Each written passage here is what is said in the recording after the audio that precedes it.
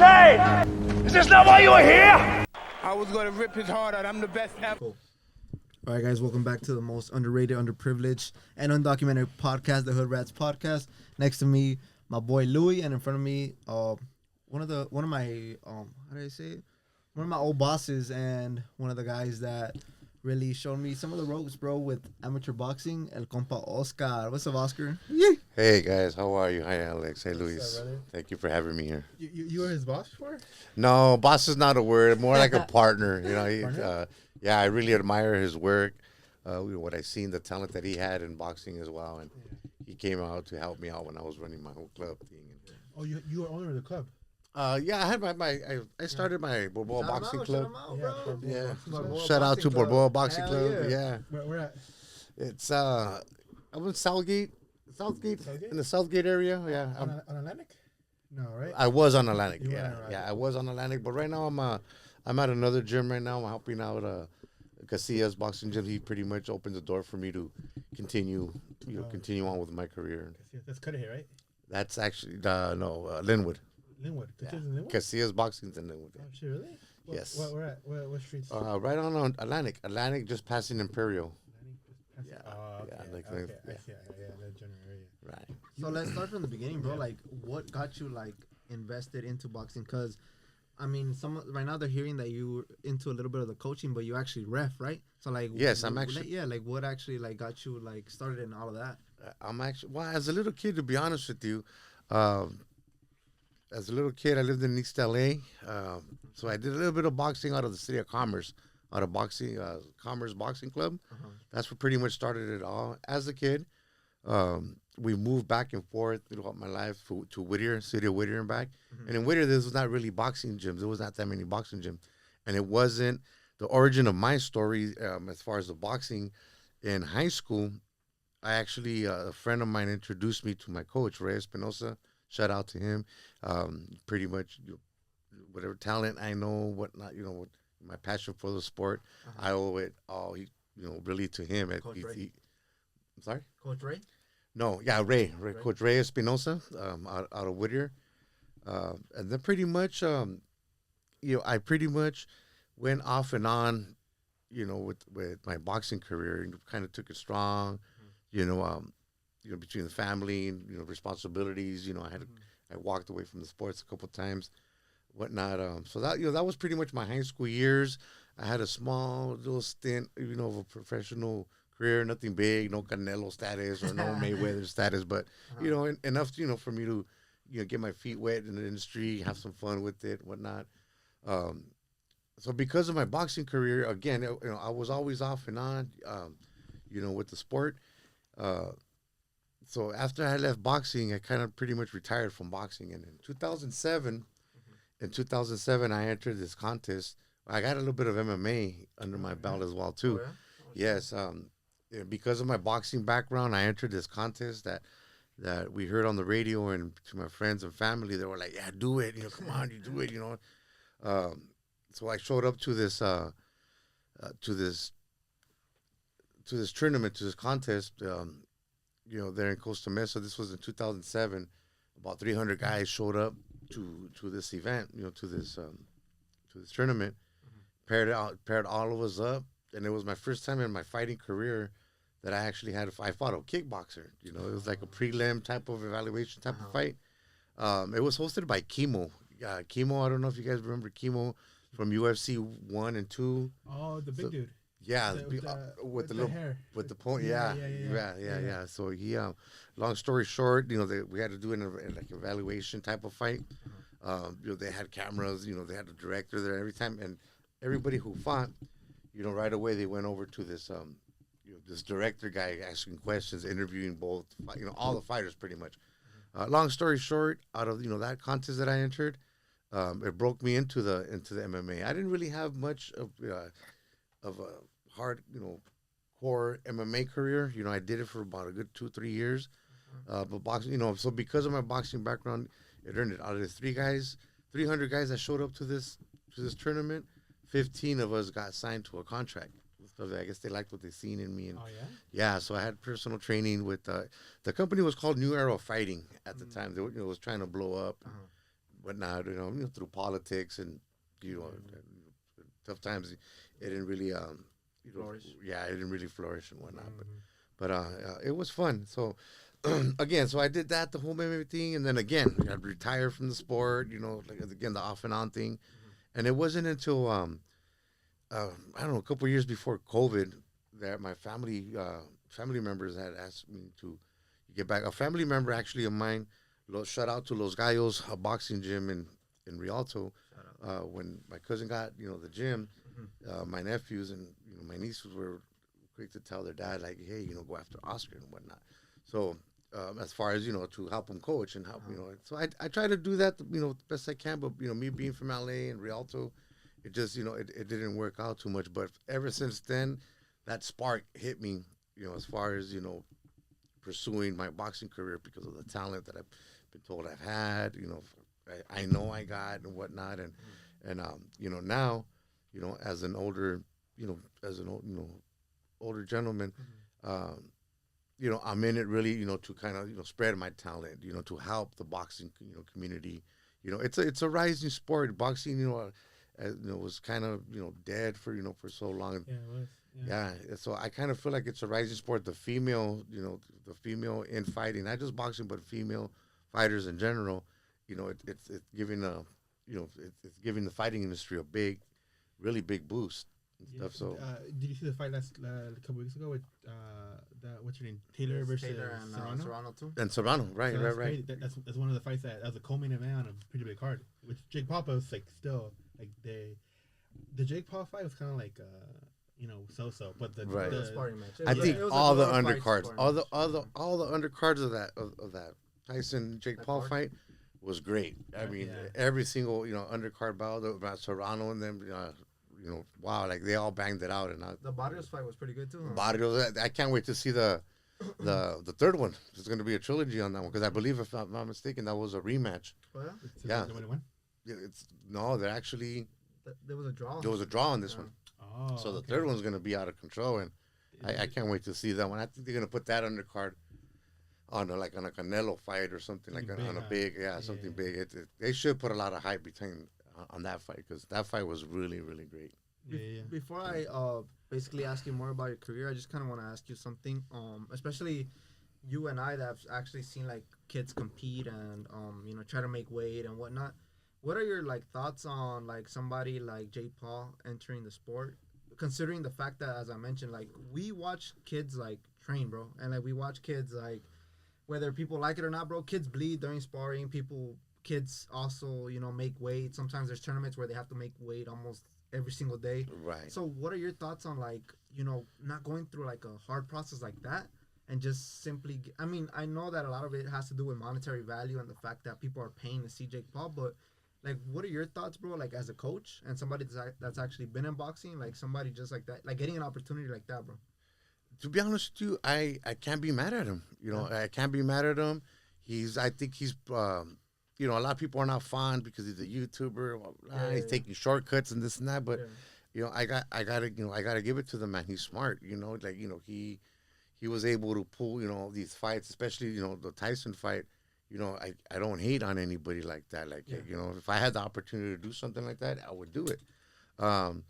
He's proven himself. As far as the training, the boxing. What I do respect about Jake Paul is that when it comes to boxing, he does the training.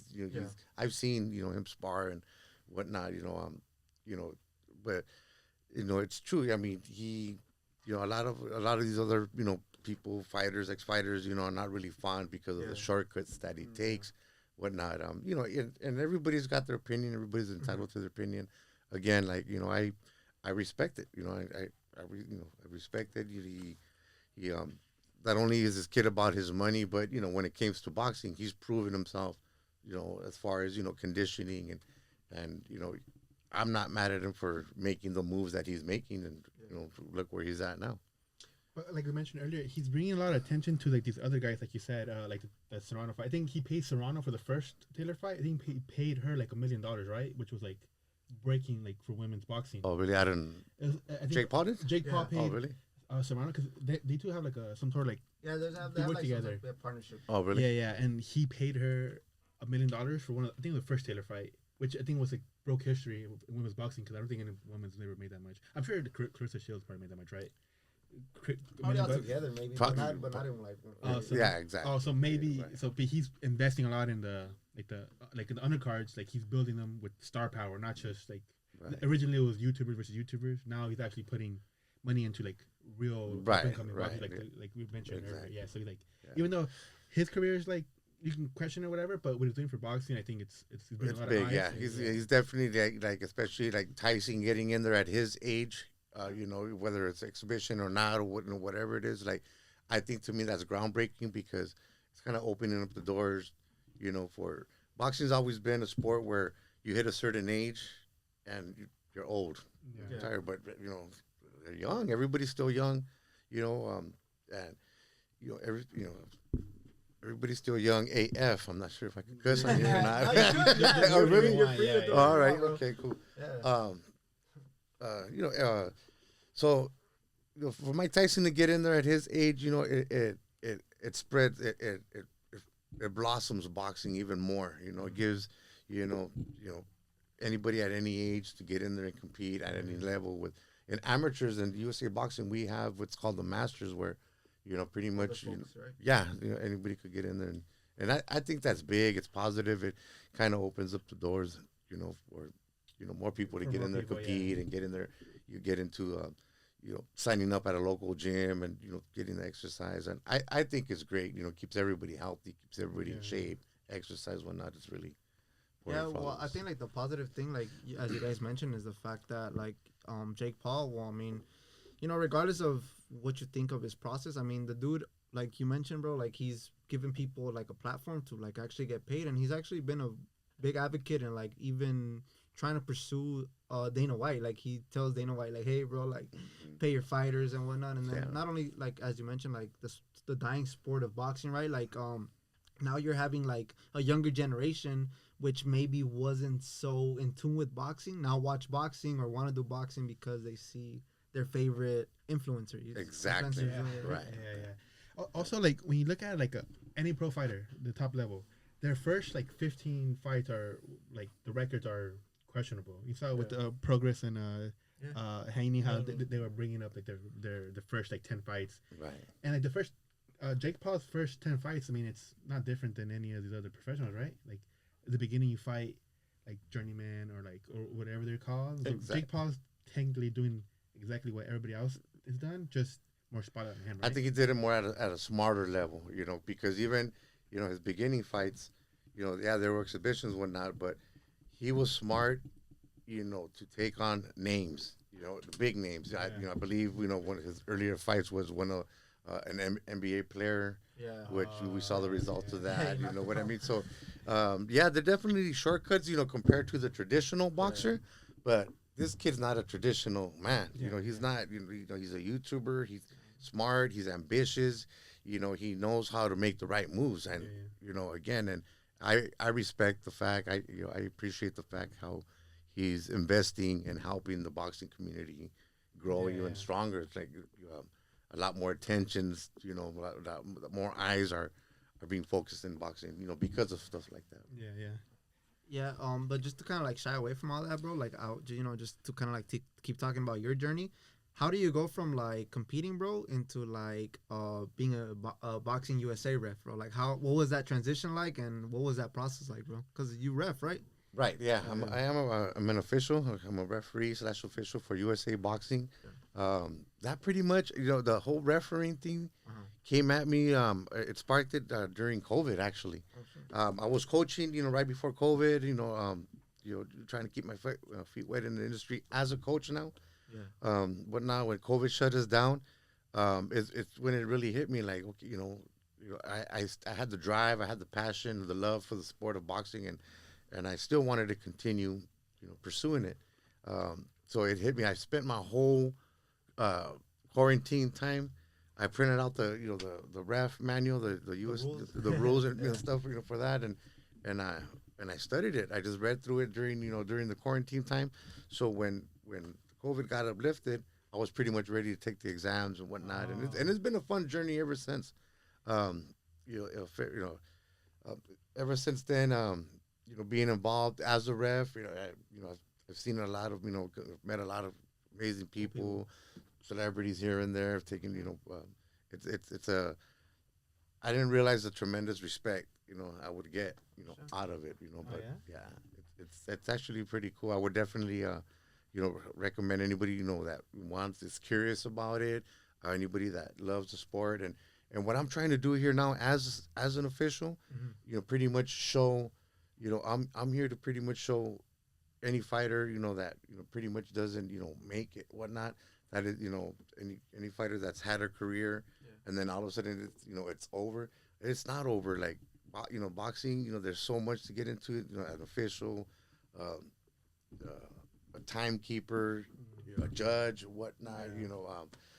Sky's the limit on what you could be of coaching. So pretty much I'm here to help the boxing community, and others who feel like, okay, I'm done fighting, whatnot. What's next? It's been a journey, and I want to be that example to everybody that, sky's the limit in boxing. You could continue it. It's not over once you're It's over. not exactly right. Do you think your success in reffing came from the rule book, the pages you studied, or your time at the fighter? What do you think most of your success in reffing came from? Do you think refs should have some experience in MMA or boxing, like the sport that they're reffing, or you think that they can do it just like reading a manual? Like, what do you think? Yeah, to be honest with you, you gotta have a love for the sport and understanding for the sport, to do it. If it's something that, you've never been involved, with the sport, and all of a sudden you want to do it, do it. But I don't know if it'll be the same, with someone ordinary, coming new and never having any type of fighting experience or whatnot.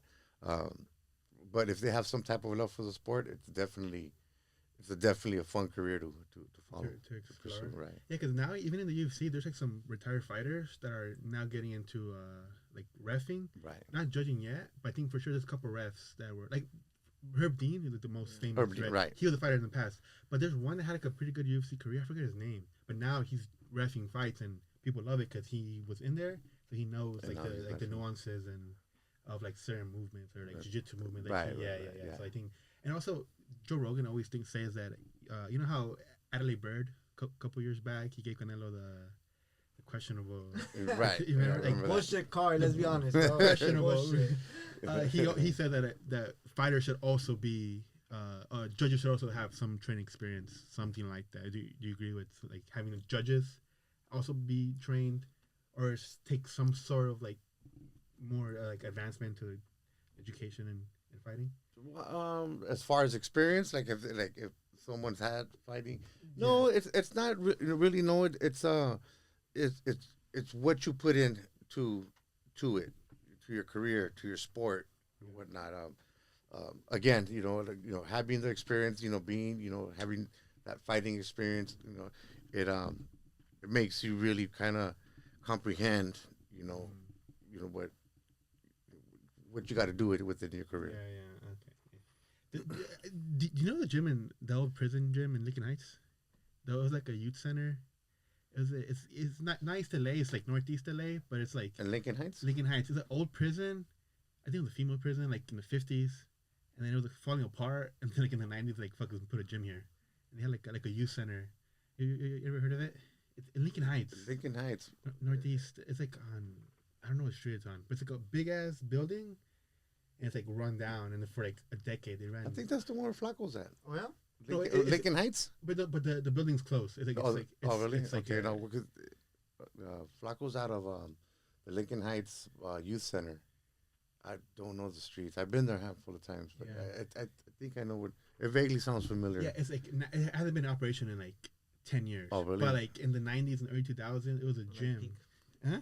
Yeah, but it was a rundown gym. It's probably no permits probably, but it was really? a youth center in there, and then you ever heard the elevator barely worked and okay, no. Oh, I just want to know. I didn't know about that. Oh no, it's never mind. That's the question I wanted because you're from similar area, but not quite yet. Never mind. When you watch boxing, do you watch it for example, some of those fights, they're kind of hard to kind of really break down like, you know, tactically, because some of the fights, bro, like straight up, like they're just brawls. Like, Right. like, you know, some, you know, styles make fights, bro. But with some of those fights that are like a little bit more, I guess you could say technical, or like there's fighters that have like a bunch of mañas. Do you kind of like really focus on that, like as a referee, like from the outside? Like for example, like with one of your I don't know, bro, because like there's some refs, bro, that allow you to clinch and like work out of a clinch, and then there's other refs that like that are real quick, like that quick are to like call right away, fouls like, and yeah, stuff like bro. that. Yeah, I've seen them. I've seen different kinds of refs, officials, you know, officiating. You know, Mayweather fights. yeah, you know, yeah. I seen them. I seen them pretty much all, and each his own. You know, each his own. I've seen referees, officials that you know will pause a fight, you know, for you know pretty much any little thing.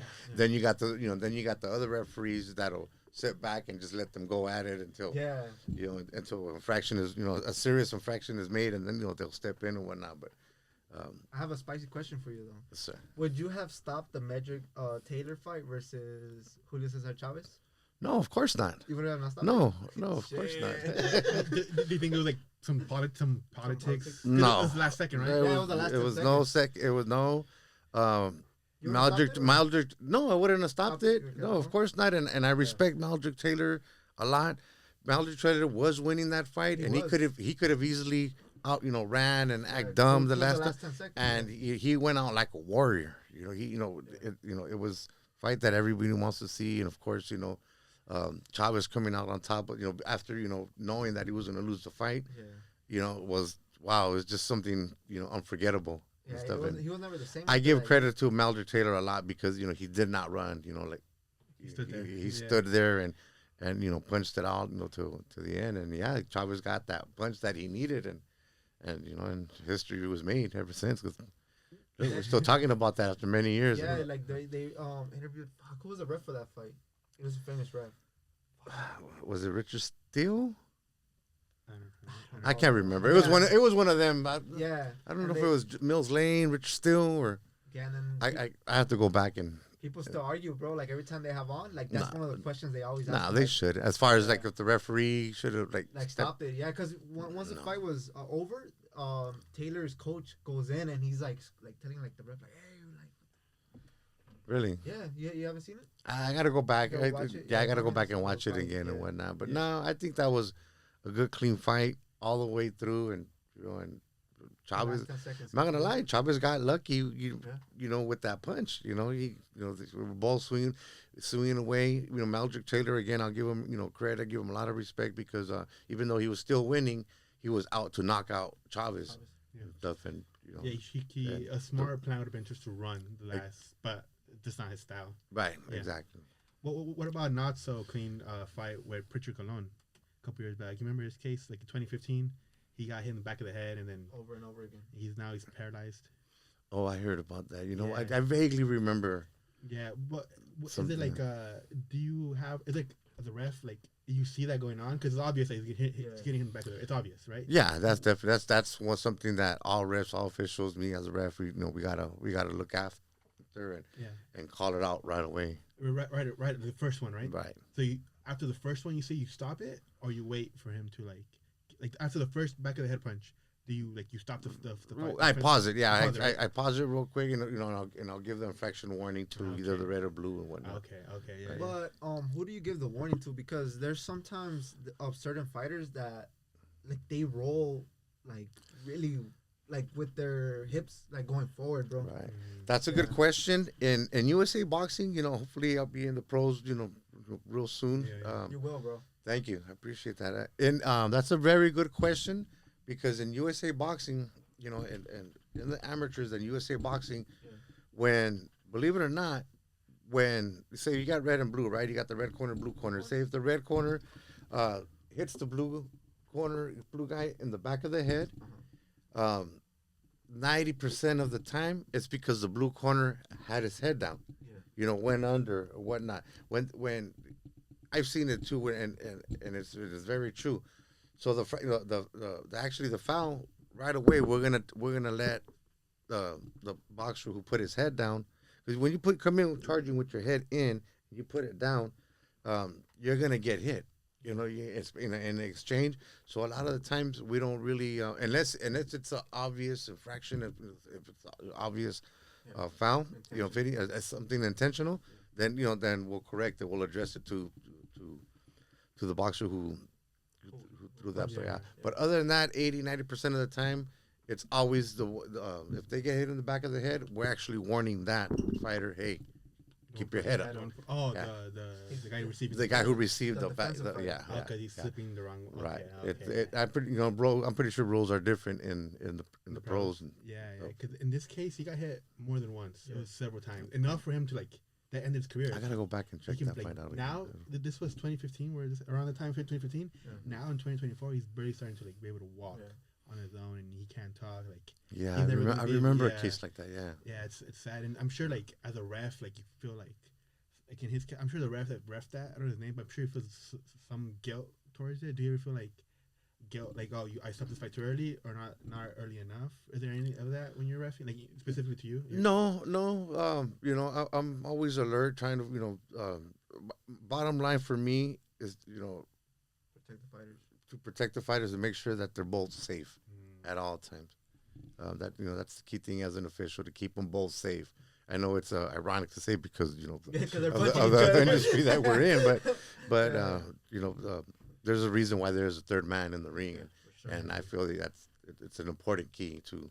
You kidding me? Without one, I think these guys would kill each other, kick each other. Do you ever feel unsafe?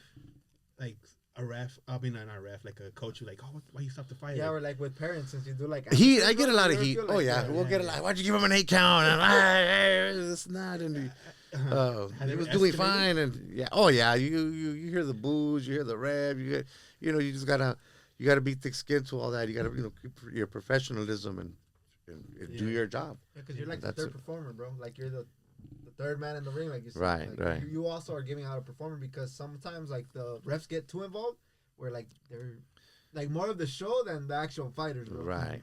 It's never gotten to the point where someone's in your face. Had that happened? Someone's really really mad and after hey, what the fuck, trying to fight you almost? No, not that bad. No, not that bad. You just at the end you'll get. And me, not even so much to me directly, but I'll pass by and they're like, los pinches refs, in general, huh? Yeah. You just gotta keep walking, huh? Yeah, you just gotta, you gotta ignore it. It's the thing that you pay attention to it. You let it get to you, it's gonna get to you bad. You just gotta, just put it to the side. You gotta, be thick-skinned about it. And how do you guys choose your wardrobe, bro? Getting onto that, because I know sometimes the refs are in blue and sometimes they're in white. Well, professional. Well, it all depends on who you're fighting for, who's sponsor, who's who you're with. USA Boxing, us amateurs, we wear the white polo shirt, black pants. But the professionals, I've seen them wear a different attire. A lot of the times it's that blue with black pants. Yeah, blue shirt with black pants and whatnot. Yeah. Amateur, it doesn't really get bloody, right? It never gets to that point. No, of course it does. It does? Oh yeah, There's knockouts. There's bloody noses, and Oh yeah. Oh yeah. You ever seen the famous photo of that dude all drenched in blood? Oh man, I've seen a lot of them. Yeah. There's a lot of them. Have you ever been showered in blood? Kind of. Maybe not so much showered, but even as an official, at ringside when I'm judging stuff, and and someone's bleeding stuff. Yeah. Oh yeah, I've come home with my. Yeah, with splashes of blood on me and whatnot. Blood and Vaseline. Yeah, for real. Yeah. There's one photo that I saw I'm sure it happens often, right? I'm sure it happened this past weekend with Taylor, huh? Yeah, the ref. The ref, because they were fighting a lot on the inside. Yeah. Damn, yeah. Do you the inside fighting? How if MMA they stall when there's this jiu-jitsu and stuff. Mm-hmm. In boxing, do you see fighters that try to stall on purpose and just wait out the rounds, win on points, and then do you ever warn them, or how does it work? Yeah, there is in USA Boxing. In USA Boxing, when they're just sitting there, standing there, looking at you being paused, at some point, there's actually one of our signs is fighters.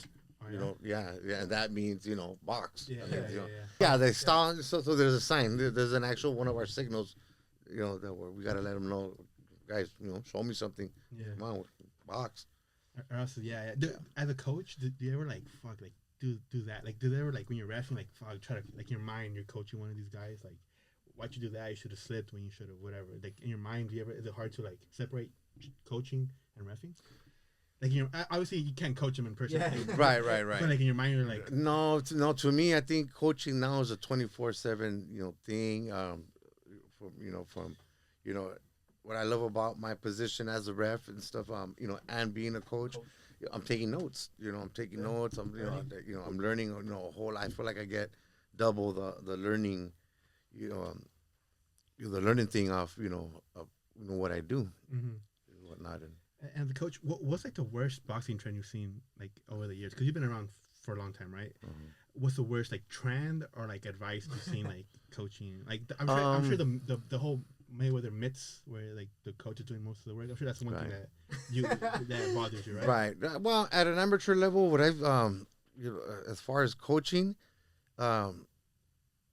there's coaches out there that put in fighters that are not ready.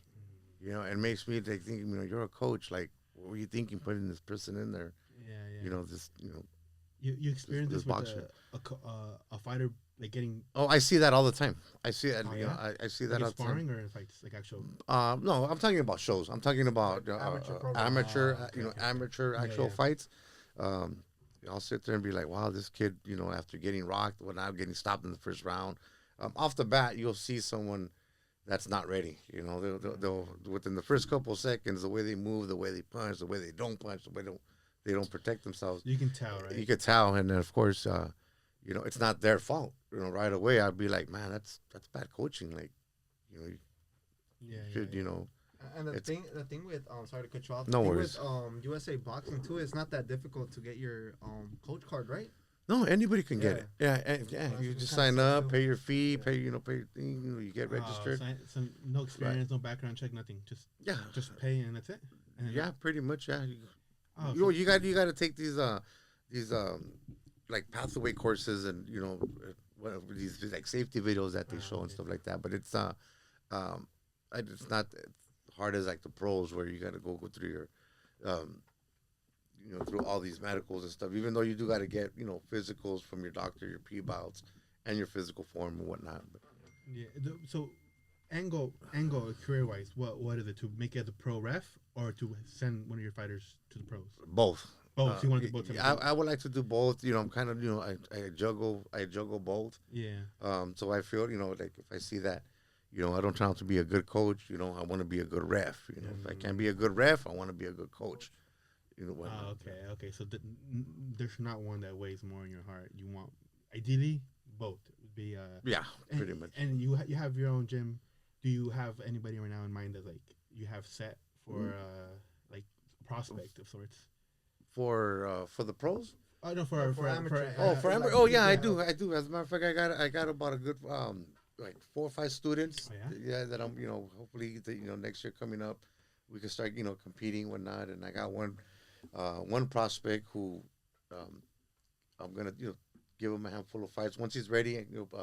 Give him a handful of amateur fights, see how he does there as far as records and competing and dominance or not. And then we'll talk about going pro from there. So I'm looking forward still, for the future as far as the boxing. Yeah. What kind of style do you teach you guys? Like, the Mexican style, there's like Eastern European style. What's your style? If you had to explain it. Chingazos. Chingazos style. Yeah. Putazos. Chingadazos and tacos after. That's right. Like, that's like Mexican style almost, right? Yeah, it's pretty much, like I tell them, hit, don't get hit. Mm-hmm. Move, teaching them head movement, flexibility, movability, how to move around. And when the time's, when the time's right, strike away, punch away, punch your life out. So. If you had to compare your style to like a pro boxer right now, what would it be? Like a Pitbull Cruz? Would it be Canelo? What's like similar? Similar? Your coaching style. I'm not gonna lie. I've always really respected the De La Hoya style. I think I got a good The East LA style, huh? I'm sorry. That's East Los, right? Yeah. I got a lot of respect for De La Hoya and what he's done in the boxing industry. Even as a promoter too. Like, I give him a lot of credit. Yeah. So I think I come from that style of fighting. Yeah, and like fuck it, since you're talking about The like, Southern Cal, let's go to the Southern Cal style. Yeah. Yeah, and now since you're talking about that, like what was some of your favorite fighters that you liked as you were like coming up in the sport, bro? Like I get asked. Did you like? I get asked that a lot, and honestly, like overall, I mean, that's hard to say because as a I just boxer, name like a good top 5, bro. top 5. Okay, I'll give Not you. your favorite. I'll give you a Favorite. top 2. I'll give you a top Okay. 2, and it's like it's hard to pinpoint this one, but my 2 favorite boxers of all time, it's either got to be Julio Cesar Chavez or Mike Tyson, and I almost want to give it to Mike Tyson because of what he did in his career. Yeah. Mike Tyson I felt like he was an underdog on pretty much all his fights, every fight. Why? Even though, he was an knockout artist and he was favored to win and stuff like that, I still thought that, he was an underdog in every single fight because Mike Tyson, I would see him. I was a teenager when I saw, Mike Tyson doing his thing. And it was just like, I remember I'd be nervous for him when he'd sit there, facing giants, big old giants that looked like they were going to demolish him. And the way he just shredded him down, knocked him out, made him look silly, I was just like, wow. Like, I don't think I've ever seen something like that. Yeah. Again, there's been fighters real close to it. Yeah. But, Mike Tyson was short. He had a short reach. That's why I felt he walked in as an underdog on all his fights. Mike Tyson had me thinking, like, okay, this is it. This giant's going to get him this time for sure.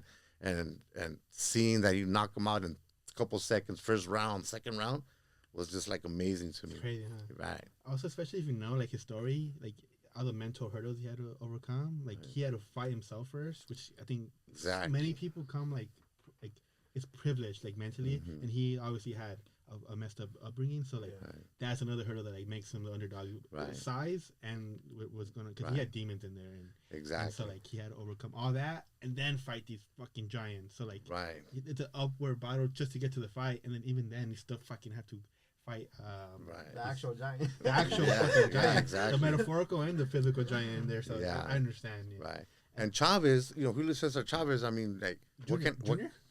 No, not Junior. No, not Junior. Okay. The dad. Okay. The dad. The dad. Yeah. I got to give it to him. Like, with his record, I don't think no one's gonna come close to a record like that. Like Mayweather, hands down to Mayweather for retiring, but he still doesn't have nowhere near the record. What was it? 89, so 90 or something like man. 89. That's insane. That's crazy. And then he still got to fight. I think under his belt, he's got 130 something fights or something like that. So like that's wow. Like I give praise to that because he elevated boxing to a whole different level by doing so. Gave us memorable fights and what went wrong with seeing Junior? Because he had everything to make it as great. He had that was kind of like a drug addict. So it was kind of like difficult, right? To be honest with Junior, he did well, but the way that my personal opinion, he did well. He did what he did. He contributed to the sport, followed on his dad's footsteps. But I think that his dad's shoes were some big shoes to fill. Yeah. Really big shoes to fill. Yeah. But other than that, he entertained us with his, for his generation or whatnot. Like I respect Junior, Cesar Chavez Jr., because again, he put his thing into the boxing industry as well. He gets criticized, of course, and they're not going to compare him to the dad and whatnot, and so for that part, I kind of I understand, I understand that he wasn't, because those are big shoes, like the biggest probably. Right. That's crazy, and I'm sure he took his dad's drug addiction, right? They're both. Like they struggled with substance abuse, right? So, right, I think so. But then again, that comes with the lifestyle a lot of times. That's true. I mean, he got famous pretty early because he's already exactly. He was like automatic famous. He was like 45-0, right? Until he fought Martinez, and even that Martinez fight was like it seemed like It was winnable. It was a Yeah. winnable fight. He Right, just stopped right. He just started boxing really late, bro. Like Yeah. in those rounds. Right. yeah, towards the he end, he did, dropped him towards He the dropped end, him, and it felt like okay, he was letting him a little bit, like letting him. I don't know if like people do that, but like it's what it seemed like. Then towards the end, he picked it up and like knocked him down, and he could have won that fight. But it seemed like that's a fight that seemed like showed me that like okay, maybe he's not in it 100%. And then after that, his career kind of went downhill a little bit. Right. He's still fighting out there. He's fighting MMA dudes. He fought. Anderson Silva. Really? not long ago. He lost his Chavez Jr. Chavez Jr. Really? lost to Anderson Silva Silva, in and then he boxing. beat I think Darren Till in boxing. All right. So like his records, I mean, he's 50 wins. He's decent records. Wow. Yeah, he's still out there. I mean, this. And I think Jake Paul kind of is responsible for this like crossover between like people that shouldn't be fighting each other. Like Silva, Anderson Silva and Cesar Chavez Jr. is like weird ass matchup. Like, what the Right, fuck? right. What's like what?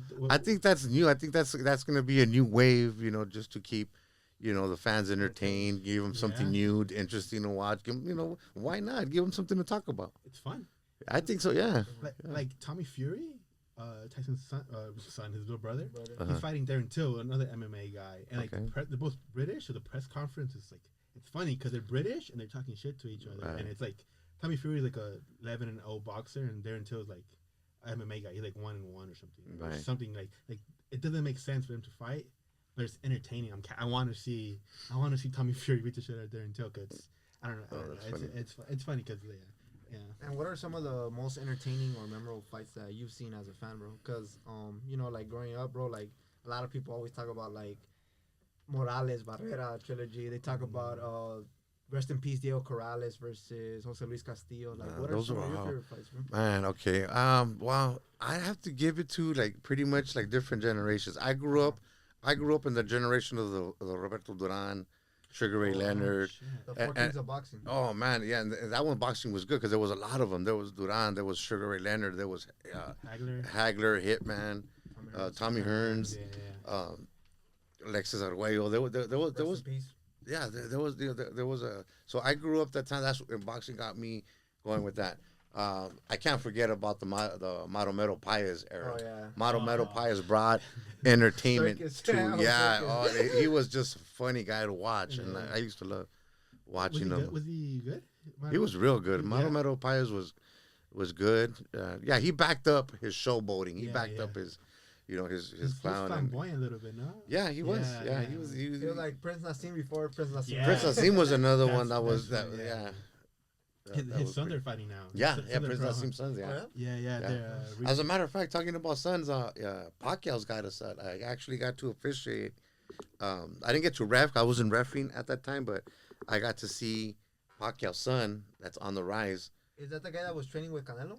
Emmanuel Pacquiao. Yeah, Yeah, it was? yeah, Okay. yeah. You I got a picture with- officiated Emmanuel Pacquiao's fight? Yes. Oh, Yeah. Fuck. Yeah. Do you see a resemblance between his dad and him? No, not really. No? No. No, he doesn't look like his dad. He's actually more clean cut, more than Pacquiao looks, little Asian, he's got the features and stuff. fighting Style, style. Right. Style. Like style. Style-wise. Oh, as far as style wise and Yeah, yeah. stuff, no, Different? No, they're different. Yeah, if I'm not mistaken, no, Pacquiao's not a lefty, is he? Yeah, he's a southpaw. He's a southpaw, right? he's a Yeah. southpaw. Yeah, he is. His son's His son's right-handed. orthodox? Did I remember? I think he was orthodox. Okay. Is it gonna be another situation with Chavez Jr. where like he can't That's fulfill a big his? one, too. 'Cause See, that's Pacquiao's- another one. Yeah, it all depends. I don't know where. I know that he's doing the amateur boxing thing. I'm not sure when or when he's gonna go pro and whatnot. But Who's coaching him? he's got his team. I want to. Huh? Yeah, there were a couple with Filipinos. Yeah. I think the team Pacquiao. You could tell. I'm assuming Fred will take over once he's pro, right? At some point, If- I'm if pretty he's sure. still able to, right. yeah. Right. Yeah, if he's still able to. 'Cause he's older now. Right, Yeah, so I'm not sure. Oh, bro. Speaking of older fights, have you seen the Tapia documentary? La Vida Loca. No. Bro, when you get Johnny a chance, Tapia? Yeah, Tapia. yeah. Yeah, no. Bro, Oh, I it's haven't really. sad, dude. Really? I cried. I don't cry, but I cried when it's super sad. Johnny Tapia. Wait a minute. New Mexico. In Mexico. He OD'd, bro. Oh, really? He's like an old school world champ. He fought, as a matter of fact, he fought Barrera. He got to fight Barrera, too. Right. Okay, I remember that. But Yeah. It's super sad the way like. oh, I gotta check it out. Bro, yeah, it's him narrating his life story with like a montage. With Johnny like, Tapia. Yeah, and like it shows how he got into it, and then he was like the same thing with Tyson, the underdog. There's like the pretty guy, the pretty boy Floyd type of like fighter in New Mexico. So like they're battling for New Mexico, and then eventually became a world champion, and then he became like a crazy man. Like that's what it's called, My Vida Loca, because he's like substance abuse, and like it's sad. Maybe that. I gotta check it out. Yeah, when you get a chance, that one's really good. It's have you seen it, right? I've seen like chunks of it. I haven't seen it in its entirety, but I have seen like good chunks of it. And it starts off like super sad because that's why his mom passing away, and I'm gonna tell you how because I don't want to ruin it, but like it's like dude from the jump it's like dude just like no wonder he fought the way he fought because he had to fight. Same thing with Tyson, like the way getting to the fight was already a battle. So right, yeah, you got to pretty much battle own demons and stuff like that. And then it's just the rough lifestyle that they get. Yeah, I get it. I gotta check it out. If you guys are gonna look at series, I mean, like another one that's pretty good is Caged. It's on Netflix. Caged? Yeah, it's from France though, but like I mean, you can watch it in English and shit. And it's pretty cool because it's kind of like it gives you like an emphasis more on like the struggle of actually being a fighter, like not being able to pay certain things.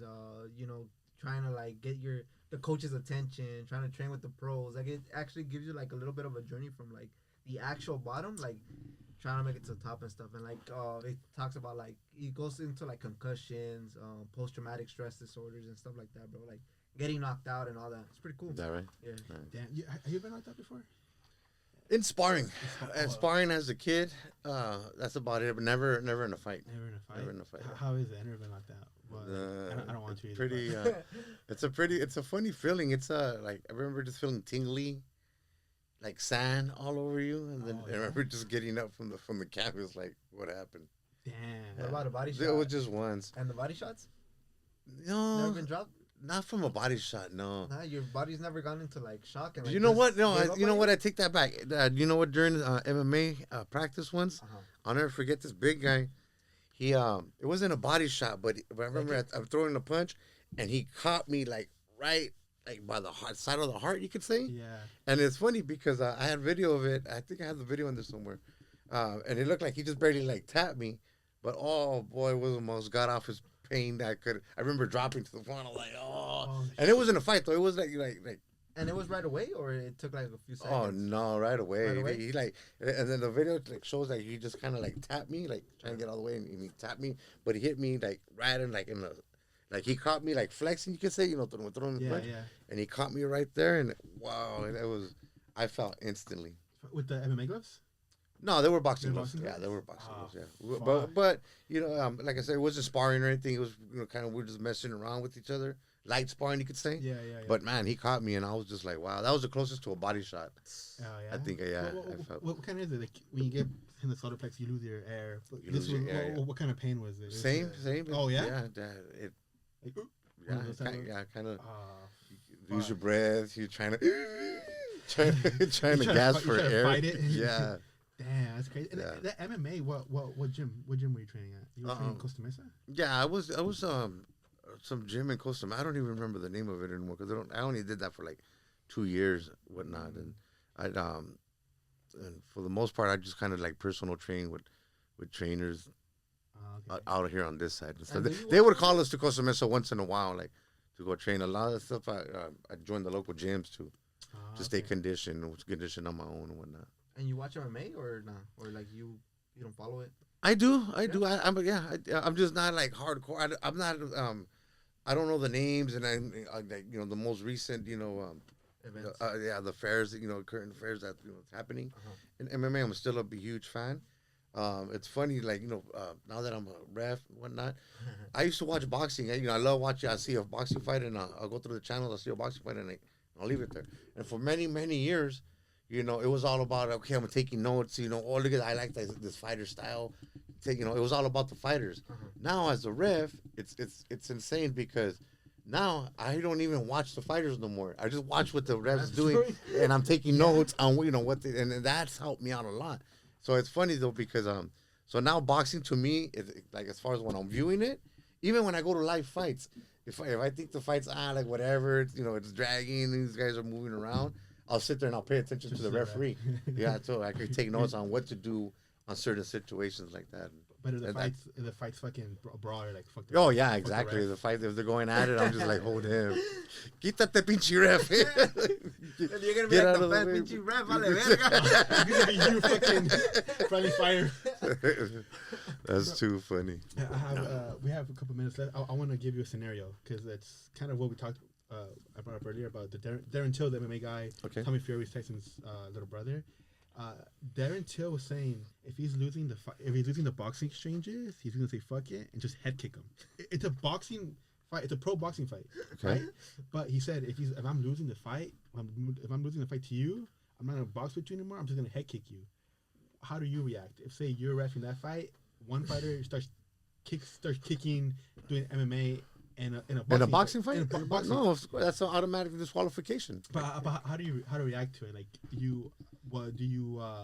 just like, what will you do? Just If it's a kick, you like know, a blading like kick a straight to the head. blade Bah. to the Yeah. No, man, you disqualify him right away. Right away. Yeah, You don't get you know, money. it all depends on, like, I guess the severity of the thing. Like if he throws a kick and the other guy manages to block it or misses or whatnot, stop the fight, and give him an automatic warning for something like that. Now he makes contact, knocks this guy out or whatever. I'll cancel the fight.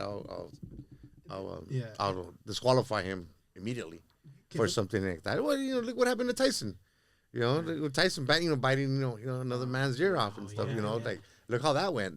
That was a big no-no right away, and so it's intolerable, and hopefully I never see anything like that. Hopefully. In boxing, whatnot. But Can something like that get your license revoked? oh yeah, Yeah? you could get in serious trouble. Yeah, That's assault. That's like he Yeah. could press charges, right? yeah, because you're not boxing no more. You're Yeah. not signed outside up for the rules, right? Like way outside the rules. Yeah, Fucking contract. yeah, exactly. God damn. Oh yeah, you could get sued. I'm pretty sure you could get sued. Definitely suspended, lose your license, whatnot. Prison time, It'd be potentially, yeah. You just never know. Yeah, depending. And one more thing, bro. Like, before we carry on from that, like, and I'm tired of fucking hearing this everywhere. And you could probably tell the fucking people once and for all. Boxers do not have registered fucking hands as weapons. Tell people that's a fucking myth, bro.